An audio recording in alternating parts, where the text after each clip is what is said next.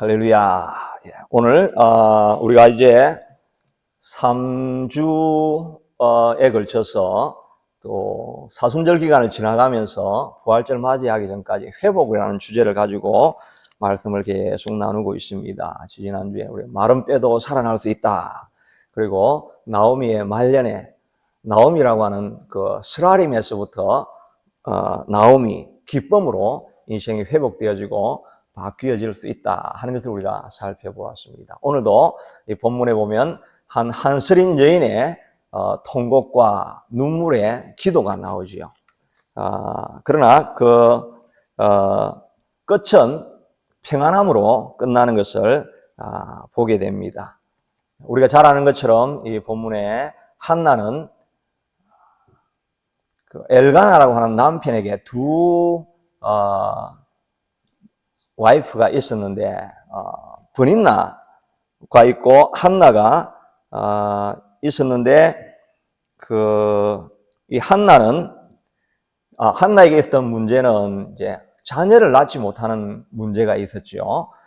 고대 사회에서 여자의 어떤 존재 목적이랄까 다른 문제도 다른 것도 있겠지만 가장 큰 것이 대를 이어서 자손을 출생하게 하고 그래서 대를 이어가는 그것이 아마 가장 큰 사명으로 이렇게 존재 이유로 생각할 수 있었는데 아이를 낳지 못하니까 거의 존재 이유가 없어지는 그런 깊은 고통을 당하게 됩니다. 그런데 그뿐만 아니라 그에겐 대적이 있었는데 브닌나가 끊임없이 와서 공격을 하는 것입니다.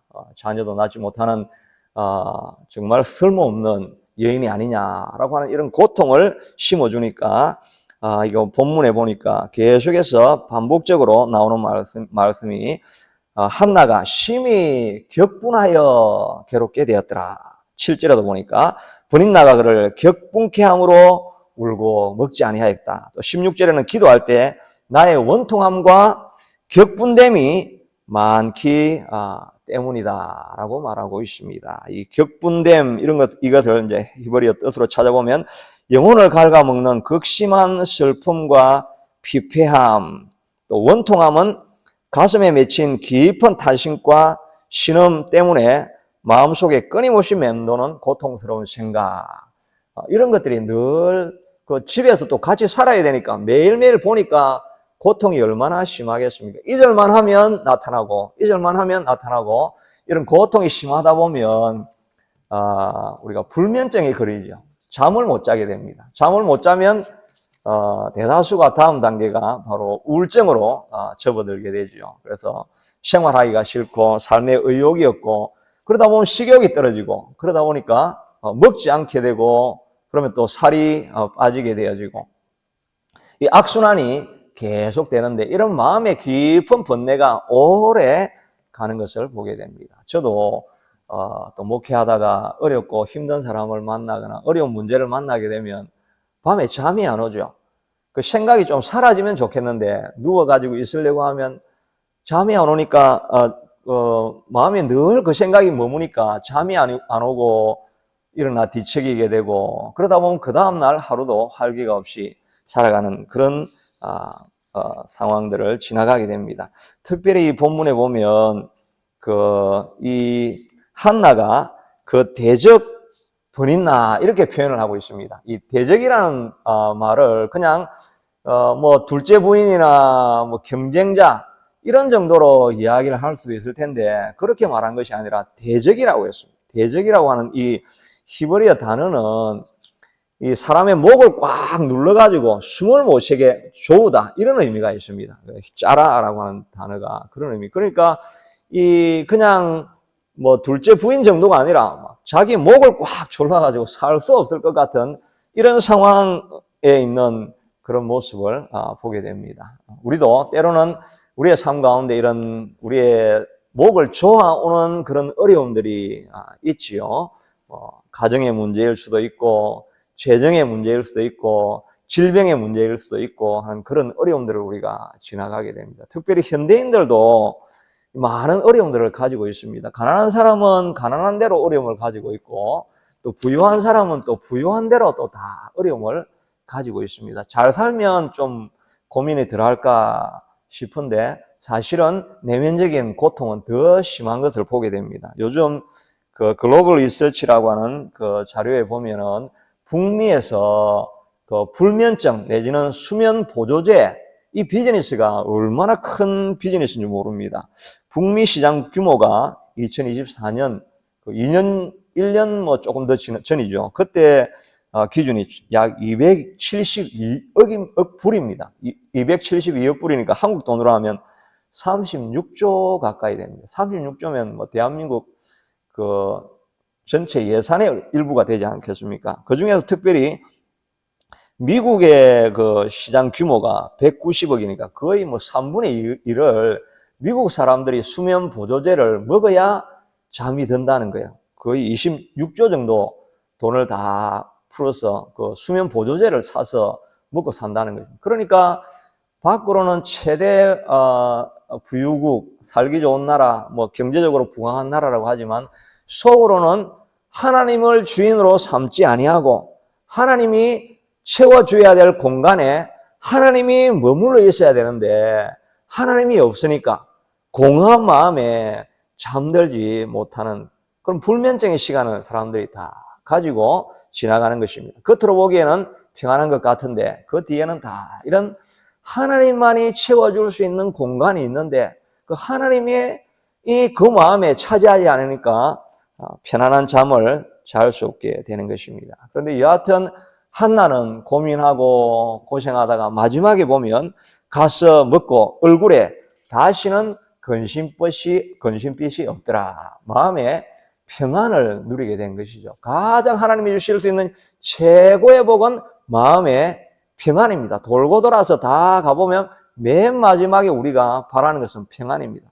우리가 아는 것처럼 뭐 돈 많은 분들이 계시지만은 그 사업이나 이런 것 때문에 또 가정사 문제 때문에 뭐 어려움이 있으면 그 뭐 수영장 딸린 집, 뭐 고급 외제차, 최고의 주택 그 안에 살면서 보통 지옥을 살아간다 그렇게 말하지 않습니까? 최고의 복은 마음의 평안입니다. 그래서 아론의 축복을 이렇게 보면 하나님은 내게 너를 축복하시며 지키시기를 원하고 하나님은 그 얼굴을 내게 향하여 드사 내게 많은 재물 주시기를 원하노라 내게 권세를 주시기를 원하노라 그렇게 축복하지 않죠. 내게 평안을 주시기를 원하노라. 이 peace in mind, 마음에 있는 평안보다 더 큰 복이 없는 것입니다.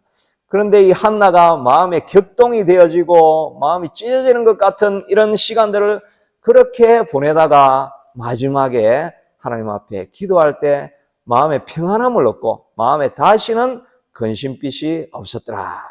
이 평안이 예배드리는 모든 분들에게 또 방송을 들으시는 모든 분들에게 임할 수 있게 되기를 축복합니다.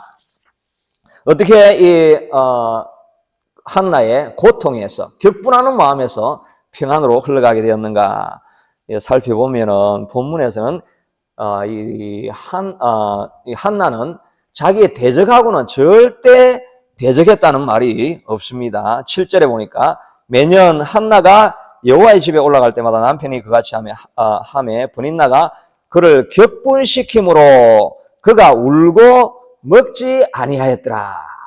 격분을 막 시키면 이 한나가 막 브닛나 머리채를 잡고 뭐 애만 낳으면 다냐 하고 막 이렇게 싸울 수 있을 수도 있었는데 절대 싸우지 않습니다. 이 라헬은 레아가 애를 많이 낳고 자기는 애를 못 낳으니까 남편에게 뭐라 합니까? 남편이 내게 애를 낳게 하라 하고 하면서 남편을 득달을 합니다. 부부 싸움을 하지요. 근데 뭐 그건 사람의 손으로 할 수 없는 일인데 근데 싸우고 아니면 또 합한 채를 빼앗아 가지고 어떻게 사람의 수를 써 가지고 애를 좀 낳아볼까 하는 이런 인간적인 방법 또 그 대적에 대한 이런 안 좋은 표정, 시기심 이런 것이 막 드러나지만 이 한나는 울고 먹지 아니하였더라. 이 울고 먹지 아니하였더라. 이 표현은 대다수의 선지자나 다윗도 늘 하는 표현 가운데 울고 먹지 아니하였더라. 금식하며 기도했더라 하는 이런 말이 들어가 있는 것입니다. 그러니까 어려움이 생기고 문제가 생기고 그렇게 하면 그 사람을 잡고 또 어려운 세상 문제를 붙잡고 거기에 매달려서 시간을 보내는 것이 아니고 문제가 찾아오면 하나님 앞에 나와서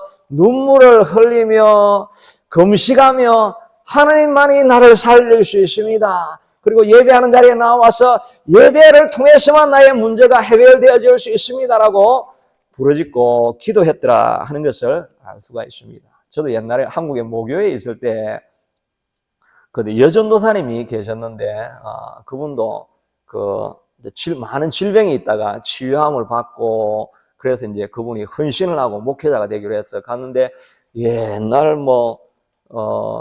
60년대, 70년대 이렇게 여자가 목회를 하려고 하니까 얼마나 어려움이 많았겠습니까? 근데 그 주변에 있던 집사님들이 자기가 집사였는데 이제 전도사가 되었다고 하니까 이게 그냥 이제 갈으려고 하는 거예요. 우리말로 갈으려고 하는 거예요. 그래가지고 예배 마치면 탁 나와가지고 막 옆에서 꼬집고 막 왕따 시키고 엄청 괴롭혔다는. 근데 그분은 항상 기도실에 가서 기도하면 하나님 나는 바보입니까? 하나님 나는 바보입니까? 나는 왜 한 말도 못합니까? 그 사람들을 대적하지 않고 하나님 앞에 나와서 밤새 눈물을 흘리는 것입니다. 밤새 눈물을 흘리고 기도하니까 그냥 원수들이 아침에 안개가 사라지듯이 있었는지 없었는지 그 사람들은 다 사라지고 그 전도사님의 사역은 온전하게 남는 것을 보게 됩니다. 저도 그분이 기도할 때마다 늘 저도 그 뒤에 가서 기도하다가 목회자의 삶이 저런 것이고 우리가 기도하면 어떻게 문제가 해결되는가 하는 것을 많이 보고 배우는 교훈이 되어진 거죠. 문제가 있으면 세상 사람 찾아가거나 원수되어진 그 사람을 붙들고 있어봤자 아무 소용이 없습니다. 문제를 들고 하나님 앞에 나아가서 애통하는 마음으로 속에 있는 것을 다 쏟아낼 때 하나님께서 회복해 해주시는 것입니다. 다윗도 원통하고 억울한 일이 얼마나 많았겠습니까? 자기가 한 일은 골리앗 죽이기 위해서 생명을 걸고 하나님 앞에 헌신한 것밖에 없는데 사울이 쫓아와서 날마다 죽이려고 하니까 하나님 너무나 억울합니다. 내가 왜 이런 고난을 당해야 됩니까? 그런 말을 하면서 사울을 쫓아간 것이 아니라 시편 109편 4절에 보니까 나는 사랑하나 그들은 도리어 나를 대적하니 나는 기도할 뿐이라. 이 사울이 자기를 죽이러 올 때도 기회를 분명히 얻을 수 있는데도 그냥 나는 사랑하기 때문에 하나님의 종을 사랑하기 때문에 살려보내고 도와주었는데 오히려 그는 끊임없이 쫓아와서 자기를 죽이려 하니 그러니 나는 기도할 뿐이라. 나는 기도할 뿐이라고 말하고 있습니다. 이 히브리어 기도할 뿐이라 이거는 I pray, I only pray 이 말이 아니고 그냥 그 말 그대로 풀면 I am prayer입니다. 나는 기도다 이 말입니다. 내 존재 자체가 나는 그냥 기도일 뿐이다. 이 무슨 말입니까? 그냥 뭐 살아나 죽으나 길을 걸으나 밥을 먹으나 누워 자나 나는 기도뿐인 내가 기도일 뿐이다. 나는 내 존재 자체가 그냥 기도일 뿐이라는 거예요. 모든 마음을 다해서 그냥 어떤 핍박이 들어오고 어려움이 다가오든지 나는 그냥 I am prayer. I am praying이 아니고 I am prayer. 나는 기도 자체다. 기도가 우리를 살리고 우리를 회복하게 되는 것입니다. 시편 69편에도 봐도 내가 곡하고 금식함으로 내 영혼을 괴롭게 하였더니 도리어 내가 비방거리가 되었으며 그러나 내가 주께 기도하오니. 다윗은 기도할 뿐입니다. 시므이가 와가지고 비루한 자여 떠나가라. 안 그래도 지금 아들에게 쫓겨가면서 피난을 가고 있는 정말 고통스러운 그 시간인데 시므이가 쫓아와 비루한 자여 네가 피 흘리지 않느냐. 사울을 죽인 대가를 이제 너가 받는다. 사울을 죽이지도 않았는데 사울을 죽인 대가를 너가 받는다 하니까 막 상체에다 소금을 뿌리는 거 아닙니까? 노발대발해가지고 당장 저놈의 목을 쳐라. 밑에 사령관들이 뭐 잔뜩 있으니까 공격할 수 있을 텐데 다윗은 부하들이 단칼에 치겠습니다. 버려두라. 그렇게 하지 마라. 하나님이 혹시 나의 원통함을 보시고 내 기도를 들으셨으리라. 나를 회복해 하시리라. 원수를 찾아가지 않지요. 하나님 앞에 모든 시므이의 소리까지 I am prayer. 내가 기도이기 때문에 하나님이 저를 통해서 내게 말씀하시는구나. 나의 원통함을 하나님이 돌아보시옵소서. 모든 억울함을 하나님 앞에 기도로 토해내고 승화시키면 그러면 우리에게 살 길이 열려지게 되는 줄로 믿습니다. 고난은 하나님께서 우리를 부르시는 확성기입니다. 어려움이 있을 때 하나님 앞에 나아가서 내게 나와서 부어지자라고 하는 하나님의 요청 아니겠습니까? 어려운 문제, 힘든 사람 만날 때 주님 앞에 우리는 기도하러 나가야 하는 것입니다. 갈라디아서 5장 15절에 보니까 만일 서로 물고 먹으면 피차 멸망할까 조심하라. 서로 싸워봤자 같이 망하는 것밖에 없는 것입니다. 겸손한 마음으로 하나님 앞에 무릎 꿇고 기도하며 나가야 됩니다. 둘째는 이 한나는 거룩한 침노를 합니다. 거룩한 공격성, 이걸 가지고 있는 것을 보게 됩니다. 9절에 보니까 그들이 실로에서 먹고 마신 후에 한나가 일어나니, 10절에는 한나가 마음이 괴로워서 여호와께 기도하고 통곡하며 제사 드리러 갔는데, 제사가 화목 제물이거든요. 화목 제물은 피와 기름은 태워서 하나님 앞에 드리고 남은 고기는 먹습니다. 제사장이 일부 먹고 남은 고기는 다 같이 갔던 제사 드리려고 갔던 종들과 가족들과 함께 다 같이 먹습니다. 이 엘가나가 한나에게는 고기를 좀 더 많이 주지만 한나가 그걸 먹을 마음의 여유가 있겠습니까? 그런데 이 한나가 성소 앞으로 나아가서, 엘리 제사장은 문간에 써 있는데 그 성소 앞으로 나아가서 이 한나가 기도하기 시작하는 것입니다. 그것도 막 미친 듯이 취한 듯이 기도하는 모습을 보게 되죠. 우리가 구약을 살펴보면 구약에 여자가 나아가서 성전에서 기도했다 이런 말은 잘 없죠. 구약에는 대다수가 대제사장이 있으니까 자기의 죄를 대제사장에 구하고 대제사장이 중보해서 기도를 받는 이런 스타일인데, 그런데 한나는 마음이 급하고 답답하니까 내가 직접 하나님을 만나야 되겠다, 내가 하나님 앞에 직접 내 소원을 알아야 되겠다라는 마음을 가지고 아무도 하지 않는 그 기도, 새로운 기도의 패러다임을 만든 것입니다. 그 당시에 없는 새로운 패러다임을 만든다는 것은 이 대단한 열정과 헌신과 창조성이 없으면 안 됩니다. 근데 마음에 워낙 갈급하니까 남들이 안 하는 일을 하게 되더라 하는 것입니다. 그런데 하나님께서, 예수님께서도 이런 거룩한 적극성, 거룩한 공격성, 거룩한 침노에 대해서 격려하시고 장려하시는 모습을 보게 되죠. 중풍병자를 데려왔는데 사람들이 꽉 차가지고 나아갈 수가 없습니다. 그러면 웬만하면 뭐 할 만큼 했으니까 뭐 기다리든지 돌아가든지 뭐 이 정도 하고 포기할 수 있는데, 올라가서 지붕을 뜯고 그 환자를 내립니다. 그것을 보면서 예수님이 이 무엄하다, 어떻게 집을 뜯냐, 아무리 답답해도 너 정도껏 해야지, 이렇게 이야기한 것이 아니죠. 그 믿음을 보시고 그 환자를 고쳐주시고 구원함을 얻었다라고 말씀하지 않습니까? 정말 적극적으로 나아가는 이 사람들에 대해서 하나님은 장려하고 있는 것입니다. 혈류병을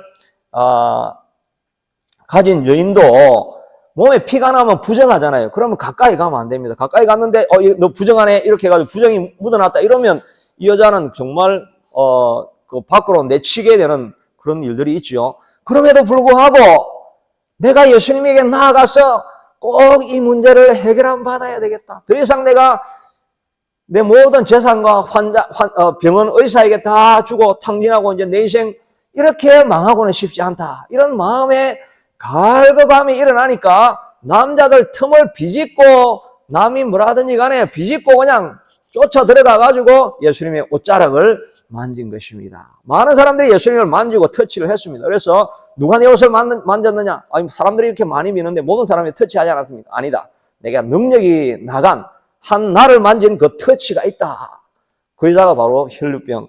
그래서 바로 고침을 받고 그 혈류병 든 여인에 대해서 부정한데 왜 내 옷을 만졌느냐? 예수님이 말씀하지 않죠. 그 여인에 대해서 격려하고 후원합니다. 내 믿음이 너를 구원하였다라고 말씀하시는. 때로는 우리가 거룩한 공격성을 가지고 침노하는 마음을 가지고 나아가는 것이 필요합니다. 예수님이 세례 요한의 때부터 천국은 침노를 당하나니 침노하는 자가 빼앗느니라 말씀하고 있지 않습니까? 우리도 답답한 사람이 우물을 파야 안 되겠습니까?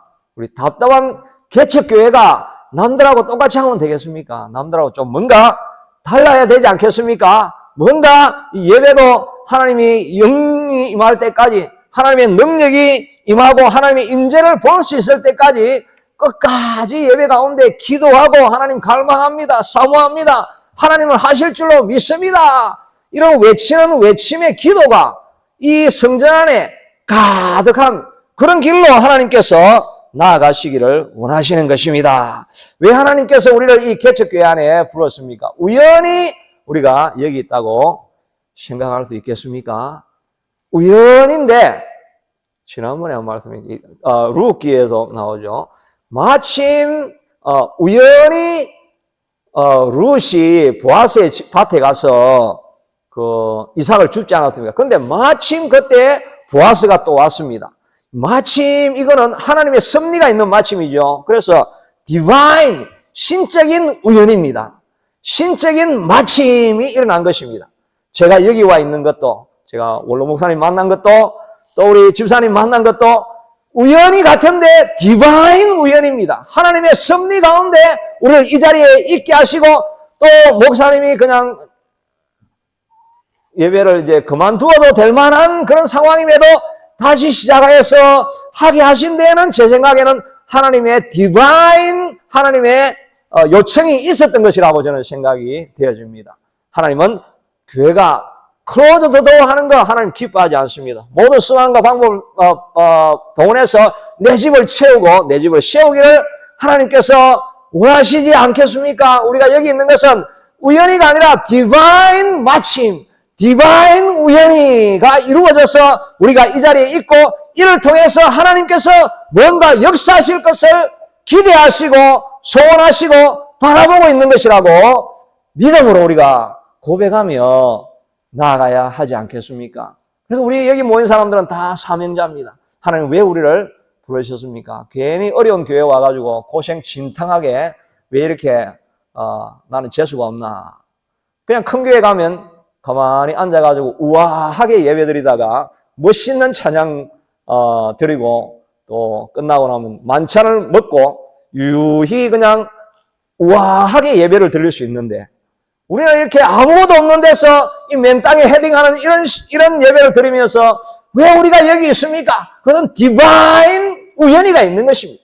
디바인 마침이 있어서 하나님의 특별한 섭리 가운데 우리를 사명자로 세우기 위해서 이 자리에 불러서 만나게 하시고 일하게 하시고 동력하게 하시고 예배하게 하시는 것을 믿음으로 고백하시기를 바랍니다. 그래서 하나님 내가 왜 이렇게 맨 땅에 와서 고생합니까가 아니라 하나님 왜 부르셨습니까? 나의 사명이 무엇입니까? 이것을 묻고 나아갈 때 하나님이 우리를 통해서 사명을 이루시고 마침내 하나님 앞에 설 때는 우아하게 예배드리는 사람이 아니라 마중물 고난을 당하며 믿음의 길을 십자가의 길을 걸어가며 주의 나라를 세운 사람을 하나님께서 착하고 충성된 종아 수고하였다. 그런 예수님을 만날 수 있는 감격과 기쁨과 기다림과 사모함이 고생하지 않은 사람에게는 없는 것입니다. 고생한 사람에게 십자가에 진 사람에게 하나님을 만나는 기쁨과 감격이 우리에게 있게 될 것입니다. 셋째는 모든 생명은 하나님의 손에 달려있다는 것을 알아야 하는 것입니다. 5절에 보니까 그에게 임신하지 못하게 하시니 6절에도 여호와께서 그에게 임신하지 못하게 하심으로 두 번이나 반복해서 한나가 자기는 왜 나는 애를 못 낳나 이렇게 생각하고 있었는데 그러나 뒤에서 하나님의 섭리는 하나님이 태문을 닫은 것입니다. 육체적인 피지컬한 어떤 이슈가 문제가 있어서 애를 못 낳는 게 아니고 하나님의 계획과 섭리가 다 뒤에 있는 것입니다. 특별히 하나님 앞에 믿음으로 살아가는 사람들에게는 생명은 하나님이 주관하십니다. 정말 이렇게 우연찮게 보이는 이런 일들이 믿음의 선조들은 다 똑같이 불임의 문제, 난임의 문제를 가지고 있었죠. 사라를 보십시오. 90세에 결혼을 20세에 했는지 모르지만 50년, 60년 동안 애를 못 낳았습니다. 그 아들 이삭은 그러면 리브가는 아들을 낳았냐? 리브가도 60세에 애를 낳았습니다. 이삭이 60세니까 결혼을 40년에 했으니까 20년 동안 애가 없었습니다. 그러니까 이삭이 창세기 25장 21절에 보면 기도합니다.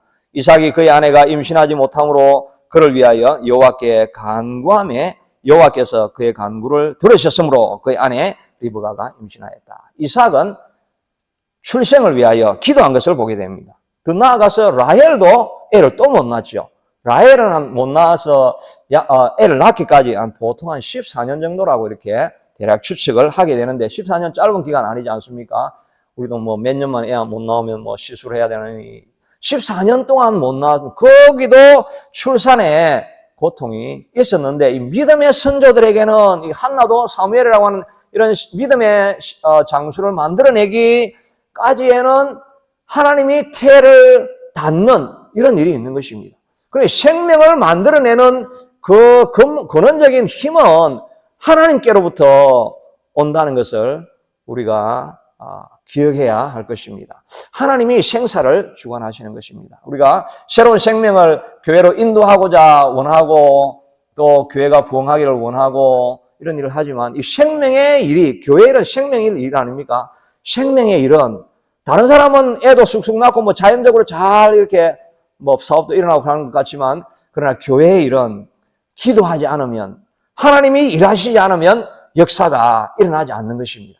새 생명을 얻기 위해서는 우리가 한 생명을 붙잡고 계속해서 기도하는 것이 필요한 것입니다. 우리 그 청년 한 분도 붙들고 이름을 부르고 예배 때마다 같이 기도하는 것이 필요할 것입니다. 생명은 기도할 때 가능해지는 것입니다. 교회 일도 마찬가지로 성소도 어떻게 세워집니까? 스룹바벨이 자기가 헌신하고 열정을 다해서 바벨론을 떠나서 예루살렘으로 돌아왔지만 자기 힘으로는 그 성을 터는 놓았지만 세우지 못하지 않습니까? 나중에 스가랴가 와서 이는 힘으로 되지 아니하고 능으로 되지 아니하고 오직 나의 신으로 되느니라. 하나님이 역사하셔야 되는 것이 교회 일이다 라고 말씀하고 있지 않습니까? 그러므로 교회의 모든 일어나는 일들, 교회에 하나님의 영광이 드러나기를 위해서는 끊임없이 기도하는 우리의 기도가 사여질 때 하나님께서 우리를 교회를 사용하시게 될 줄로 믿습니다. 기도에도 분량이 있죠.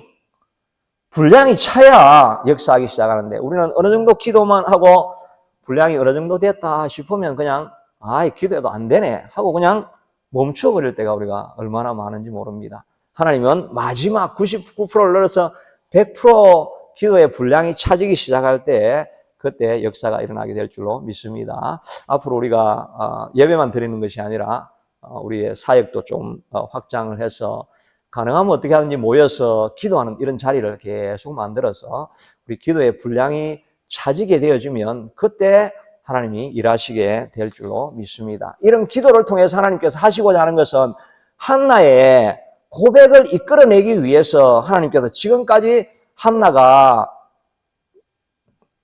임신하지 못하게 만든 것을 보게 됩니다. 마침내는 하나님께서 한나로 기도하게 하셔서 사명자로 만들기 위해서 하나님 이 태의 문을 열지 않는 것입니다. 11절에 보니까 서원하여 이르되 만군의 여호와여 만일 주께서 내게 자녀를 주시면 내가 그의 평생에 그를 여호와께 드리고 삭도를 그 머리에 대지 아니하겠나이다. 이 일을 위해서 하나님께서 지금까지 일하시고 있는 것이죠. 사사시대 모든 타락한 세대에 이 다음 왕조를 일으킬 사람은 사무엘을 만들어야 되는데 선지자를 만들어야 되는데 하나님의 바쳐진 사람을 만들어내려고 하니까 그냥 한나가 쑥쑥 애를 낳았으면 사무엘을 하나님 앞에 바치겠습니까? 바치지 않죠. 근데 한나를 고통스럽게 만들고 고난의 시간을 지나가게 하셔서 마침내는 한나가 사명자의 기도를 합니다. 하나님, 내 자녀를 드리겠고 내 삶을 하나님 앞에 드리겠습니다 라고 하는 이 고백이 나올 때 그때 모든 고난이 끝나게 되는 것입니다. 하나님께서 우리를 고난의 길로 지나가게 하셔서 처음에는 하나님 내가 좀 살게 해주십시오. 나도 좀 복을 주십시오. 내가 좀 흥왕하게 해주십시오. 이렇게 기도하다가 맨 마지막에는 하나님 이 모든 것들이 아무것도 아니었네요. 하나님의 영광을 돌릴 수 있다고 한다면 하나님께 내 삶을 다 드리겠습니다라고 하는 이 고백이 나오기 시작할 때 하나님께서 비로소 그의 나라와 그 의를 구하는 사람들에게 그 모든 것을 더하게 하시고 문제가 풀려지게 하시고 우리 인생의 수치가 떠나가게 하는 것입니다. 우리 세상에서 열심히 일하는 것도 중요하지만 그러나 세상에 열심히 일하는 것만큼 하나님 앞에 기도하여서 하나님께서 내게 먼저 주신 주의 나라와 주의 의를 세우는 이 사명을 내가 감당하는 사람이 되겠습니다. 지금까지는 내 삶을 위해서 살아왔지만 남은 평생 하나님의 영광을 위하여, 하나님의 의를 위하여, 하나님 나라를 위해서 내 삶을 드리기를 결단합니다. 이 고백이 나오기 시작할 때 하나님께서 나머지는 자연스럽게 복을 받게 만들어 주실, 이것이 하나님께서 일하시는 방식이고 한나를 사용하시는 방식인 줄로 믿습니다. 우리가 많이 기도하다 처음에는 우리가 다 자기 문제를 가지고 기도해야 돼요. 우리에 있는 사소한 문제라도 다 가지고 하나님 앞에 기도해야 됩니다. 복을 구해야 됩니다. 잔잔한 문제, 세상 물질도 구해야 되고 권력도 구해야 되고 건강도 구해야 되고 다 구해야 됩니다. 그걸 막는 그 나라와 그 일을 구하여서 막 영원한 것만 구하는 것이 아니라 그것을 구하는데 구하고 나아가다 보면 하나님을 만나게 되면 하나님께서 가장 영원한 것이 이것이 아니냐 하는 것을 깨닫게 해주시고, 그때 우리가 구하던 것을 다 내려놓고 그냥 그것보다는 하나님의 전에 거하는 것이 내 평생의 소원이고 그것이 내 기쁨입니다라고 하는 그런 뜨거운 감격의 기도가 고백되어질 때, 그때 우리가 광야를 끝내게 되는 것입니다. 그때 하나님께서 우리에게 필요한 것들을 다 붙여주시는 것이 하나님의 사역이고 하나님의 일이다 하는 것을 믿음으로 우리가 주님 앞에 나아가서 한나가 마지막에 모든 근심 걱정이 떠나가는 복된 삶을 살은 것 같은 축복이 여러분과 저에게, 또 우리 새참빛 교회에 넘치기를 축복합니다. 하나님, 한나가 심히 애통하는 심령을 가지고 격분한 심령으로 인생을 불면증과 우울증과 식욕부정과 고통 가운데 지냈지만 하나님께서 불러주시고 그가 적극적인 공격적인 침노를 가지고 거룩한 침노한 마음을 가지고 하나님 앞에 나아가서 기도하며 남들과 다르게 하나님 앞에 직접적으로 나아가서 살기를 갈망하고 소원하며 하나님의 뜻이 이루어지기를 갈망하고 기도하며 주님 앞에 나아갔을 때 그의 인생이 변화되어지고 변화가 일어난 것을 보게 됩니다. 하나님, 우리 인생도 우리 속에 찾아오는 여러 가지 많은 문제들은 하나님께서 기도하라고 부르시는 하나님의 마이크로폰인 줄로 믿습니다. 하나님이 우리가 기도하며 달려나가다가 하나님보다 더 귀한 것이 없다는 것을 고백하게 하시고 그 기쁨으로 하나님을 찬양하고 경배하여서 우리의 마음에 수심이 사라지고 평강과 기쁨을 누리고 또 이 땅의 모든 복을 누리게 되는 우리가 되게 하여 주시옵소서. 예수님 이름으로 기도드리옵나이다. 아멘. 이제 찬송가 오늘 365장입니다. 찬송가 365장.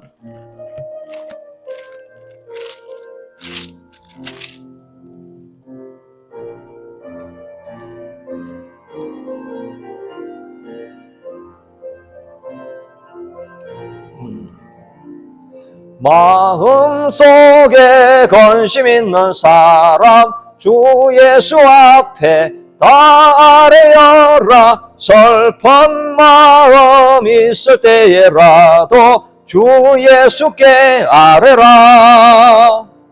주 예수 앞에 다 아뢰어라. 주 우리의 친구니 무엇이나 근심하지 말고 주 예수께 아뢰라.